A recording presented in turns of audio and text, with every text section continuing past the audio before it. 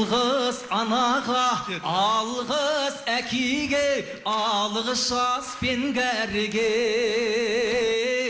Alğız bavurğa, alğız avulğa, alğız eldin bərini. Alğız avulğa, alğız bavurğa, alğız eldin bərini. Alğız көрермендердің бәріне. Жарасхан! Рахмет. Рахмет. Всем спасибо, дей салса болады ғой деймін. Алғыз Қанат ағама, Ай, қой! алғыз Қайрат ағама, алғыз концертке шақырғандарыңызға. Рахмет, Астана. Сәл 40-қа келгеннен кейін ба андай біреу алғыз мақтап атса, ай қойшы деп шады, бірақ жағады анау нәрсе. Айтса екен тағы деп қалады екенсің. Жарасхан Төлебай, құрметті көрермендер, бұл жігіт Қызылорданың жігіті. Не істеп жүргенін енді түсінген шығарсыздар. Бұл жерге қалай келгенін енді түсінген шығарсыздар. Мен алып шықтым. Інімбес па өзімнің? Жоқ, негізі Жарасхан жайлы мен сіздерге өсек айтып берген кеттір. Бұл кісі композитор. Жаңа алғыз анаға Қайрат айтып кетті ғой. Көп әндерді жазған. Спасибо, папа, мам, бәрі осы жазған. Бұл кісі бір әнді 200 мың теңгеге жазады. Есептеңіздер.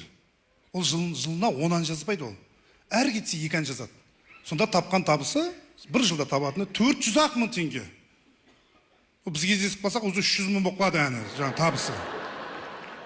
Ал бұның әнін сатып алып айтып жүрген әншілер 200 миллион теңге табады бір жылда. Қарақат, жаңа қуандық бәрі. Ана әншілердің жағдай жақсы, Астанада, Алматыда үйлері бар. Ана Қуандығың Жезқазғанға дейін үй салып тастаған деп жатыр енді, білмеймін ғой енді. Түркияда үйлері бар дейді. Жағдайлар кетіп қалған. А мынау інім бейшара жүрген, дым жоқ мына балада.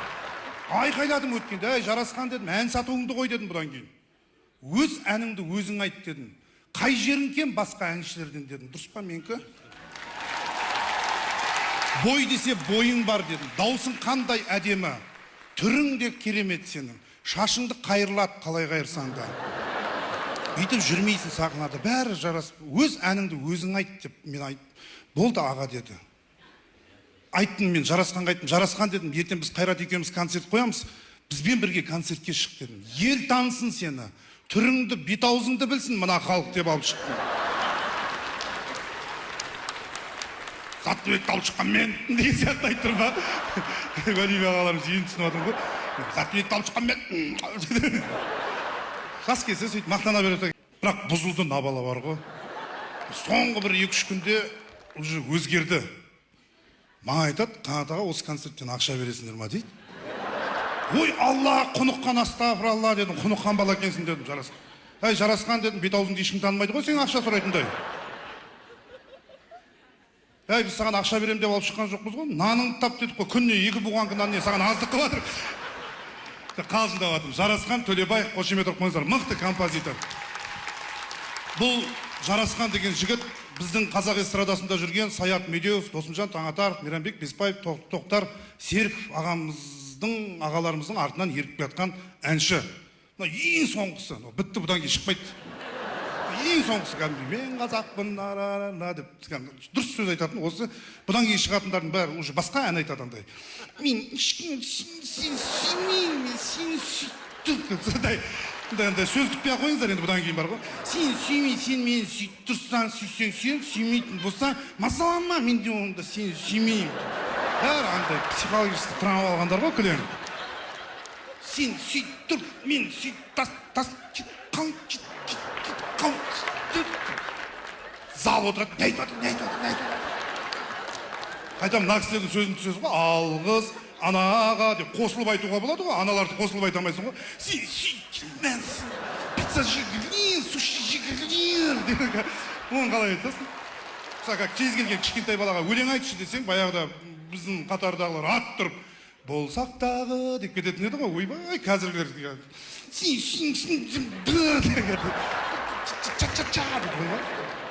жоқ, баяғыда Досымжан ағалар қандай күшті де сахнаға шыққан кезде бүйтіп дүп-түзу тұрып, әніне қосылып, мен ойлаймынша сол кісілер сахнаға шығатын кезде ана жақта біреу тұрады ау артында. қозғалсаң таяқ жейсің деп ше. Дүт тұрып айтады ғой бүйтіп ше кәдімгідей. Еш жер қозғалмайды одан. Костюм солай тұрады ғой кәдімгідей. Тек көзі ғана бүйтіп ойнап бәрі. Қарақат көз құралай отырсың жайды сұрамай, мәнісін айтшы қалқам құралай. Қозғалмайды дәл осылай тұрып түзу. Қайырмасында ғана қозғалады, бір шаг алға шамалы. Қарақат көз құралай.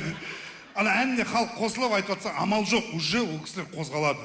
Қарақат көз құралай. Бірақ сонда да бір орында тұрып ән шырқаса да миллиондардың жүрегін жаулап алып біздің ағаларымыз. Ол кісілерге мың алғыс айтамыз.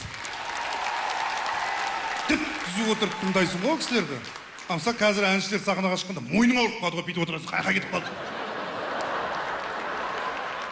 Любой не көрді соған кәдімгідей жылай береді ғой, сөйлей өлең айта береді ғой, аналар ше, сені сүйем, сен мені сүймейсің ба, сүймей-ақ қой, маған керек емес. Не көріп тұр, соған өлең шығарады кәдімгідей. Сіздің балаңыз жылай берсе, кухняға шығып қайтса болмай ма, жұрттың бәрі бетіп алаңдап отқан жоқ па деп, сондай өлеңдер айта береді андай ше. Өмір сүргендері міндет қой кісілердің кәдімгі мынандай өлеңдері бар ғой еще. Мен ешкімді сүймеймін, маған ешкім ұнамайды, өтіріксіз болғаныңды қаламайды деп жатыр ше. Жоқ, еще андайлар бар ғой, 2-3 минуттық өлең ғой, соң 2,5 минут халыққа айтқызып қоятын айтам да. 30 секундын алады да, мен живой айтам деп шығады сосын кәдімгі. 100 мың адам жиналды Астана күнінде. Сол кісілер өлең айтты. Ойбай, 100 мың адам тұр, солардың алдына шығады да. Астана, қаяқтасыңдар! 100 мың адам бір-біріне қарайды, мен естіп тұрсыз ба? Қайдасыңдар деп жатқан. Бір 2 адам, 3 адам тұрса айтуға бар, қайдасыңдар, неғып жиналмадыңдар деп. 100 мың адам, қайдасыңдар! Еще мынандай бар, ештеңе естілмейді! Деп айқайлайды, ана 100 мың адам, мынау байғұс екен ғой деп. Бір құлақ естімейді, көзі көрмейді, инвалид айтып жүрмейді. Жоқ, енді шыны керек, ол кісілерге де қошеметті көрсету керек, заман талабына сай әндер айтып жүр. Райым болсын, Ирина Кайратовна болсын, Калифорния болсын, Тұрар болсын, тек Қазақстандағы емес, Ресей немесе Европа елдерінде барса, кәдімгідей тыңдайды оларды. Халық жиналады. Сол жақта тұратын қазақтар жүр, білмеймін ғой әйтеуір. Қазақ эстрадасында жүрген үлкені бар, кішісі бар, барлығы аман болсын, қазақтың өнері деп жүрген жастар бар. Рахмет, мың алғыс. Рахмет. Құрметті көрермендер, енді мен 40 жасқа келгенше, бір 40 деп айта бердім ғой, бір 53-ке толу керек десіз. Осы 40-қа келгенше мен дәрігерге көрінбеппін. Енді ол денсаулығым жақсылық шығар. Қазір енді жақсы шығып жатыр ғой, хит болып жатыр ғой. Чикап, әптен менің чипсы чичалып кеткен ғой. Чикап, я? Мен сон чипсы кейбірі шатаса берем. Көзің ашқалы сол болса не істейсің енді? Сол чикапқа бардым, бір денсаулығымды көрсетейін. Біраз жыл болды, өмір сүргелі әлі біз денсаулығымды көрсеткен жоқпын. Бір жағынан ана денсаулық үшін дейтін сөзді көп айтатын ем ғой, сол не болып жатыр екен. Сол сөздің қаншалықты не болып. Ой, келдер денсаулық үшін деп жүренсі. Постоянно дұғада жүрем да, сол дұғам қаншалықты қабыл болғанын білгім келіп еді ғой. Сол чикапқа бардым, дәрігерге. Мә күшті екен, анау бар ғой, басынан бастап аяғына дейін бәрін тексереді. Анализ алады, мына жерде бәрін алады екен да, бүкіл анализді қосады екен да, бетіңе лақтырады екен, ауру деп жаңа. Жоқ, сау болсаң, сау деп айтады. Жап-жас, бір сыпайы жігіт полный тексерді, толықтай тексеріп, түстен кейін келіңіз деді. Сіздің біз анализіңіздің қаншалықты результатын айтамыз деді ғой. Түстен кейін бардым. Нормально енді, менде ешқандай қорқыныш жоқ. Бардым, барып ем, маған айтады, келдіңіз ба деді. Аналардың бар ғой, кәдімгі бір сәл андай сөздерінен қорқасың ғой негізі. Келдіңіз ба деп, шоқыш кеттім, мен біттім екен дедім сөз, анасы бір ақ ауыз сөз ғой уже. О, Қанат аға, қош келдіңіз, анализ дайын болды, келіңіз, жырыңыз айтшы берейін десе, нормально ғой. Түрін жинап алған бейді. Кабинетке жүріңізші деді. Болды ғой, денемнен духым, рухым бәрі шықты да, өзің бара берсе, бауырым деді ғой. Өзің ұра бер деді ғой мен. Мың ой келді ғой маған. Денсаулық үшін деген сөзді көп айтып қойдым ба, не болды екен бұл? Ананың кабинетіне жеткенше 10 рет сұрадым ғой, өлем ба? сол кабинетіне барды, кірді. Ойбай, кәдімгі ше, түріме қарайды да. Мен біттім екен дедім, болды. Индияма бір жерге кету керек шығар дедім мен ше. Кореяға ма, Ташкентке ма жоқ деген. Болды, звор ашайын деп отырмын мужик кәдімгі. Енененге айтам, Колобовқа айтам, бірдеңесі қыларымыз айтып. Деді да, Қанат аға деді, бұлай жүре бермеңіз деді. Мынау не деген денсаулық, Құдай сақтасын деді. Дәл осылай жүре берсеңіз, әрі кетсе 60 жылдан кейін кетесіз деді. Неше жылдан кейін деді? 60 жылдан кейін кетесің дейді.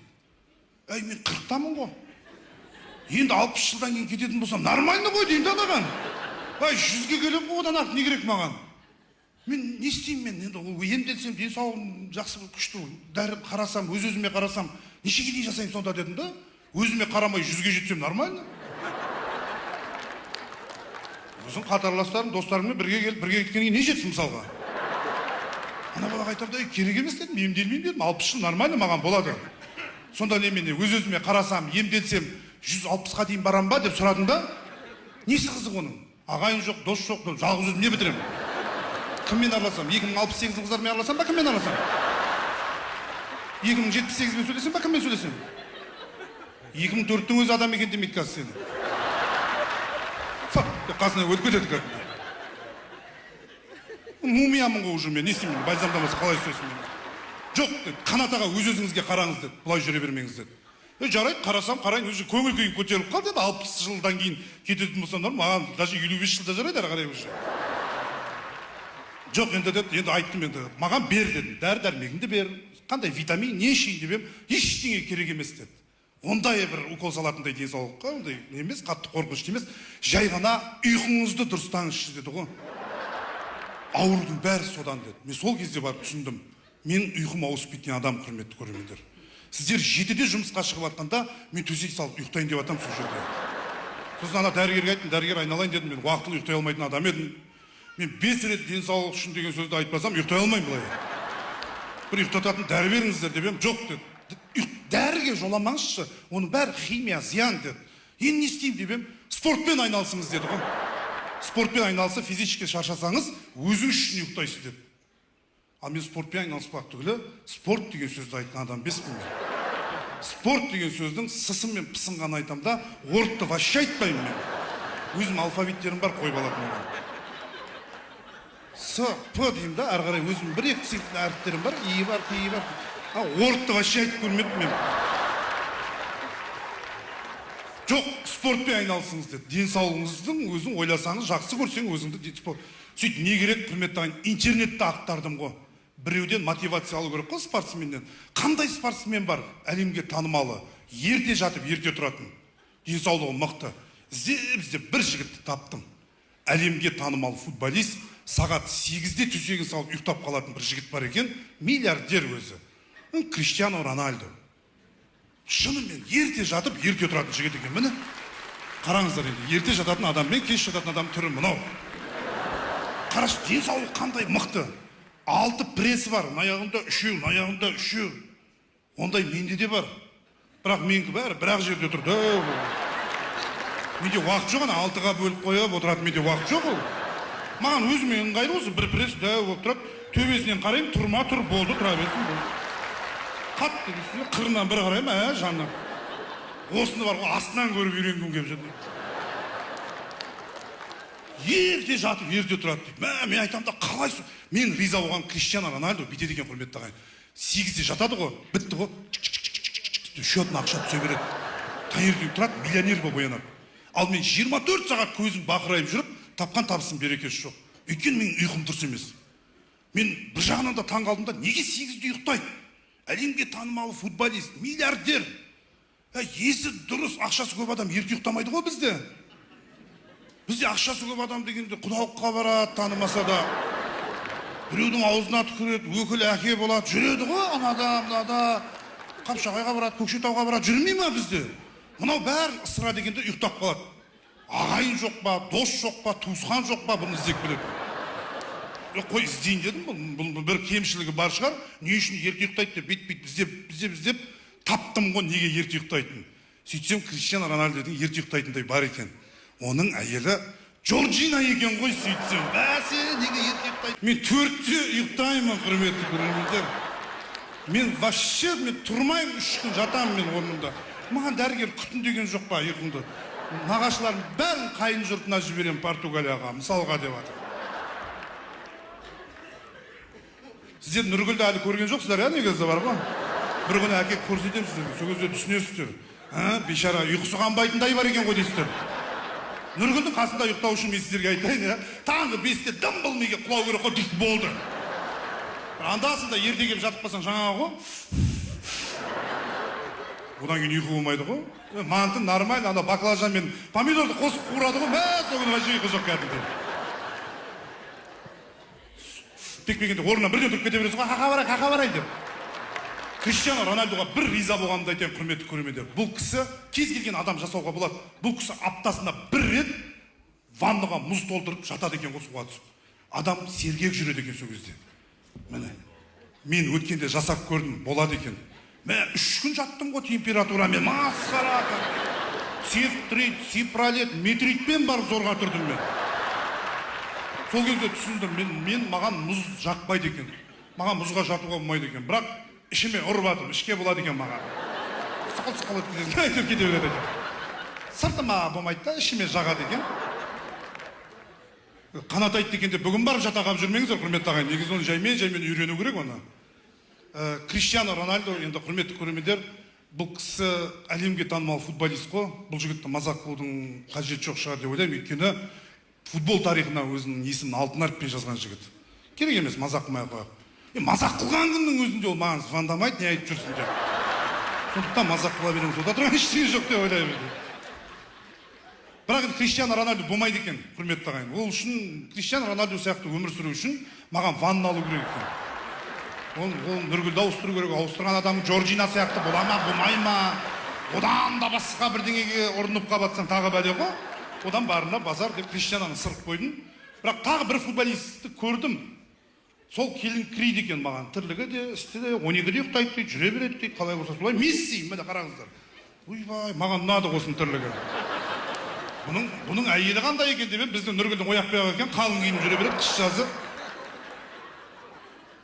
Жоқ, енді керек емес. Бірақ енді құрметті көрермендер, футбол, жалпы ол кісілер сияқты өмір сүру маған болмайды екен. Бірақ енді дәрігер айтты, қазір бір спортпен айналысып жатырмын, шүкір. Футбол ойнап көрдім, аяғын шығарып алдым деген сияқты. Жүгірдім, өкпем өшіп қалып, суға жүзіп көрдім. Негізі ойлаймыз ғой, бәріміз ең спорттың оңай түрі суға жүзу деп ойлаймыз. Ойбай, ең қиын сол екен. Мына денені анаяққа апарып алып қайту деген Құдай сақтасын кәдімгі. Өткенде көргем ғой, майың ыдырайды, үйтеді, бүйтеді дегенге жүзгенмін ғой. Ойбай, 6 метрден кейін тұншығып өліп жаздадым. Ана спасатель қарындасымызға рахмет, бір кішкентай орыс қыз екен, сол құтқарып қалып қайта. Мен ана қыз құтқарған кезде біраз есім жимей жаттым, анда ескісін деқаны істайма деп бүйтіп жатты, ана мұрынды ұстап дейді ғой, мен соны күттім. Жоламады. Үшіні бөлермін деген шығар, жоламады. Осы өлсе өлсін деген шығар, оған қазақ кеміп қалмайды деген шығар, құрсыш деген шығар. Бүйтіп жаттым, болмады, ішім басқа егілетін пұқпайды қалды, сонымен болды қаттым. Бірақ қазір енді спортпен айналысып жатырмын. Маған ыңғайлы спорт ол бильярд екен. Бильярд ұнады. Меню бар, бары бар, сол жерде жүресің әйтеуір. Спорт ода тұрған не бар. Маған ұнаған спорт бильярд күшті кәдімгі. Спортпен айналысып жатасында 1,5 сағаттан кейін бар ғой. Бүйтіп кетесің ғой, шаршатады анау ше. Шариктің аяқта қалғанын білмей кәдімгі. Өзің шаригің жетпей бар ғой. Үйге қайтасың ғой, шаршап өлейін деп барасың. Ештеңе сезбей жата қаласың. Ұрып атым, осы спорт тіпа-тіпа өзгеріс жоқ па. Енді қалжың үшін айтып жатыр ғой, құрметті көрермендер, негізі адам ұйықтау керек екен. Ұйқысын дұрыстамасаңыз, ұйқыларыңызды дұрыстамасаңыздар, адам бір ауруға ұшырайды екен. Ол аурудың аты ұмытшақтық дейтін ауру. Мен шынымен де сол аурумен қазір ауырып жүрмін. Айтқанымды ұмытып қаламын мен қазір. Мысалы мен Криштианоның әйелін ұмытып қалдым, мысалы, қаяқта ол. Жоржина, күніне 3 рет қарап аламын осы кісіне. Адам ұйқысы қанбаса ұмытшақ ауруына ұшырайды екен. Біз айтамыз ғой, неге дамымай жатыр, неге жұмысымыз дұрыс жүрмейді деп. Ол ұйқының дұрыс еместігінен екен барлығы. Біз келіншегіміз екеуміз жақында Кореяға барып қайттық, оңтүстік Кореяға. Деп алып кеттім, барып қайттық әйтеуір. Деп бір рет кезде болды, атып шығамын ғой мен үйден негізі бар ма. Кореяға бардық, сөйтіп бізді қазақ жігіттер күтіп алып, заттарымызды қойдық. Түнгі 10 болды сағат. Сөйтіп біз көшеге шықтық, тамақ ішейікші деп. Шықсақ қалада адам жоқ қой. Сосын қасында жігіттерден сұрадым, Кореяның халқы қайқа кеткен десем, Олар айтады, барлығы 6-да 7-де ұйықтап қалды дейді. Таңертең ерте тұрып жұмысқа бару үшін дейді. Ал біз 6-да 7-де ешкім ұйықтамайды. Неше болды сағат? Әлі 30 ғой, мысалға деп жатырмын мен. Біз 8-де жұмыстан келеміз да, не істейміз? Тамақ ішеміз. Сөйтіп бүкіл ағайын туған туыс бала шағамызбен көшеге шығамыз тамақ басып келу үшін. Сөйтіп көшеде жүреміз да, бір жерге соғып не істейміз? Пицца жейміз, біз пицца жейміз, шашлик жейміз. Сөйтіп түнде бірде үйге қайтып баратып, бір гриль ала салатынымыз бар шай ішу үшін үйге. 4-ге дейін грильмен шай ішеміз, жатамыз, көзіңіз ілінбейді, қарның тойып кеткен, 6-да көзің жұмылады, 7-де оянасың, жұмысқа барасың, тірлігінің берекесі жоқ. Міне ұйқысы қанбаған адам осылай болады. Ана кәрістердің ұйқысы қанған халықтың қалай дамығанын көрдім мен. Көздері бейтіп алып, жаман аналар жақат жұмыс істейді ғой. Стандарт еще бәрі бар ғой, сызғышпен тудырады деймін. Асып кетсе қарқып шек, мынандай. Әлемдегі ең биік 5 ғимараттың біреуін кәрістер салған. 541 метрлік ғимаратты 2 жылда салып тастаған. Бұны қалай 2 жылда салған десем, бұлардың ұйқысы қанған, ұмытпай салған дейді. Ал бізде 2 жылда біткен ғимарат көрдіңіздер ма? Біз ойлаймыз, любой бір здания басталса, бітпей қалса айтамыз, ақшасын жеп қойды. Ақшасын жемеген аурулар ғой, ұмытшақтар ғой, бәрі ұмытып кеткен ғой салуды. Ұмытып, Эллертонды әйтеуір бітіріп жатыр, ұйқысы қанғандар әйтеуір. Ұйқысы қанбағандар істей алмады, ұйқысы қанғандар ұрып жатыр Қытайдан келіп, молодец рахмет. Бізде тұрған асфальтты қазатта көмуді ұмытып кетеді ғой, сол жерде жата береді. Ішіне 2 адам түседі, 2 блогер айқайлайды, содан кейін барып жабады. Негізі құрметті көрермендер, мен сіздерге айтайын, бізге уақытпен жүріп үйрену керек. Жалпы цифр деген бар ғой өзі, сан. Сағатта 1-ден 12-ге дейін. Сонымен жүріп үйрену керек қой. Біз ешқашан сан айтпайтын халық екенбіз. Сағат қашан келдің деп сұрасаң, бағана дейді. Ондай цифр жоқ құрметті. Таксистің өзіне қашан келесің десең, міне дейді. Бір 2 минутта келеді екен ғой деп шыға бересің. Жақындап қалдым братан десең, онда 5-6 минуттан кейін шығасың. Өзіміз бірақ түстен кейін, түске дейін, шамалдан кейін дейді, уақыт болмайды ол негізі. Бірақ енді аталарымыздың өзі уақытпен, цифрмен жүрмеген екен ғой, оның барлығын сөзбен жеткізген. Сүт пісірім уақыт, ат шаптырым жер, алыс болса ит өлген жер, жақын жер болса шаптырым жер. Вообще цифр айтпаған, цифрды тек бір-ақ жерде айтқан біздікілер. Ана 2 әйелі бар. Болды, басқа жерде айтпайды. 2 деген санды анық айтамыз, қалғанын айтпаймыз біз. Анам біреуі бар екен ғой дейді, тұр бар кейде. Құрметті ханымдар мен мырзалар, уақытылы тұрыңыздар, уақытылы жатыңыздар, ең бастысы ұйқыларыңызды дұрыстап, денсаулықтарыңызды дұрыстаңыздар деп айтқым келеді. Денсаулық үшін. Рахмет. Апа бәрі жақсы ма? Криштиану деген кім деп аттан жасым. Мен осылай алжимын апа десем. Құрметті көрермендер, біз кешімізді жалғастырайық, бір әдемі әнге кезек берейік. Қайрат Әділгерейұлының жан жары, қазақ эстрадасының жұлдызы Бақыт Тұрман сіздердің алдарыңызда.